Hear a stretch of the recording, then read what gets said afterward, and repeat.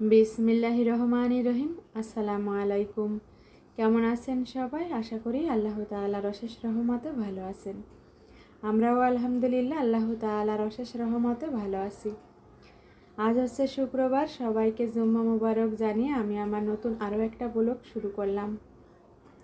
আজ যেহেতু শুক্রবার, আর শুক্রবারের দিনই হচ্ছে আমাদের বাজার নিয়ে আসে, আর হচ্ছে সেগুলাই আমি রান্না বান্না করি, কিভাবে করি সেগুলাই আপনাদের মাঝে শেয়ার করি। আশা করি ভিডিওটা ভালো লাগবে। আজও এখানে হচ্ছে মাছ নিয়ে এসেছে, আর শুক্রবারের বাজারের থেকেই আমি আমার ব্লগটা স্টার্ট করেছি। 3 প্রকারের মাছ নিয়ে এসেছে। মাশাল্লাহ, মাছগুলা খুবই সুন্দর, ফ্রেশ, তাজা, সবগুলা মাছই তাজা। আর নিয়ে এসেছে শাপলা, তারপরে হচ্ছে লাউ। আর আজ আমি রান্না করব বেলে মাছ দিয়ে, হচ্ছে শাপলা দিয়ে কিভাবে রান্না করি রেসিপিটা শেয়ার করব। আজ আর মুরগি নিয়ে আসা হয়নি, আজ নিয়ে এসেছে হচ্ছে গরুর জিহবাটা গরম পানিতে পরিষ্কার করে নিব। সব কিছু পরিষ্কার করে মাছ টাছ কেটে তারপরে হচ্ছে এখন আমি রান্নাতে চলে এসেছি। আর বেলে মাছ রান্না করব। বেলে মাছগুলোকে খুব সুন্দরভাবে পরিষ্কার করে লবণ হলুদ মাখিয়ে নিয়েছি। আর পাতলা ঝোলকারি করব ভাজনা বেটে ফোড়ন দিয়ে। আমি এখানে পেঁয়াজ রসুন কুচি করে নিয়েছি। ফোড়নের জন্য একটা শুকনো মরিচ, আর হচ্ছে 1/2 টিস্পুন জিরা, 1/2 টিস্পুন হচ্ছে ধনিয়া, দুটা মিলে 1 চা চামচ পরিমাণে নিয়েছি। শাপলাগুলো আমি বড় বড় করে কেটে নিয়েছি। প্রথমে আমি হচ্ছে ভাজনাটা ভেজে নিব। চুলায় একটা কড়াই বসিয়ে দিয়েছি, তাতে তেল দিয়ে দিয়েছি। তেলটা গরম হয়ে গিয়েছে, আর কড়াইটাকে খুব ভালোভাবে তাপিয়ে নিয়েছি। এখন আমি পেঁয়াজ কুচি আর রসুন কুচি দিয়ে দিলাম। একটা ছোট সাইজের রসুন দিয়েছি, আর 2টা হচ্ছে পেঁয়াজটা ব্রাউন কালার হয়ে এসেছে। এ পর্যায়ে আমি জিরা আর ধনিয়া, একটা শুকনো মরিচ দিয়ে দিলাম। আর একদমই ব্রাউন কালার হয়ে গিয়েছে। এখন আমি নামিয়ে নিব। এর থেকে বেশি হলে মশলাটা পুড়ে যাবে আর কালো হয়ে যাবে তরকারির কালারটা, আর এর থেকে কম হলেও হচ্ছে মশলার কাঁচা গন্ধ থেকে যাবে। এখন আমি নামিয়ে নিয়েছি। এরপরে হচ্ছে আমি একটু তেল দিয়ে মাছগুলাও দিয়ে দিয়েছি।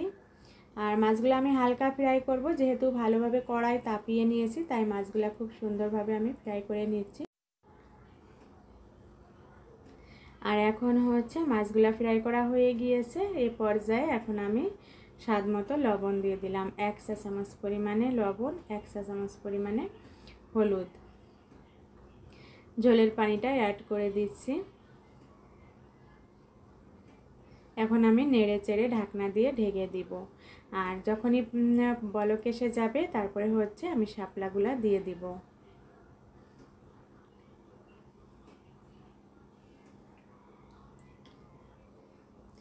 বলক এসে গিয়েছে।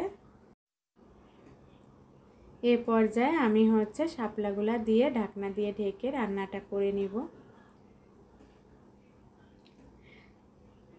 এখন একটু নেড়ে চেড়ে আমি 2 মিনিটের মতো ঢাকনা দিয়ে ঢেকে দিব। আর শাপলা থেকেও কিন্তু ঝোলের পানি বের হবে। আর এদিক দিয়ে আমি হচ্ছে যে মশলাটা ফ্রাই করেছিলাম সেগুলো শিলপাটায় পেস্ট করে নিয়েছি। 2 মিনিটের মতো ঢাকনা দিয়ে ঢেকে রেখে দিব। চলে আসলাম 2 মিনিট পরে, আর শাপলা হচ্ছে সিদ্ধ হয়ে গিয়েছে। শাপলার কালারটাও চেঞ্জ হয়ে গিয়েছে। মাশাআল্লাহ, খুব সুন্দর সবুজ একটা কালার হয়েছে। আর শাপলা সিদ্ধ হতে কিন্তু বেশি সময় লাগে না। এখন আমি যে মশলাটা রেডি করেছিলাম সেটা দিয়ে দিচ্ছি। আর মশলাটা দেওয়ার সঙ্গে সঙ্গে ঝোলের কালারটা হচ্ছে চেঞ্জ হয়ে যাবে, দেখতে খুব সুন্দর একটা কালার আসবে। আর যেহেতু আমি এখানে একটা শুকনো মরিচ ব্যবহার করেছি, এজন্য কালারটা আরও বেশি সুন্দর আসবে। এখন আমি আলতো হাতে একটু নেড়ে চেড়ে আবারও ঢাকনা দিয়ে 1 থেকে 1.5 মিনিটের মতো রান্নাটা করে নিব। খুব সহজেই শাপলা দিয়ে তরকারি রান্না করে ফেলা যায়। আবারও ঢাকনা দিয়ে ঢেকে আমি 2 মিনিটের মতো রান্না করব।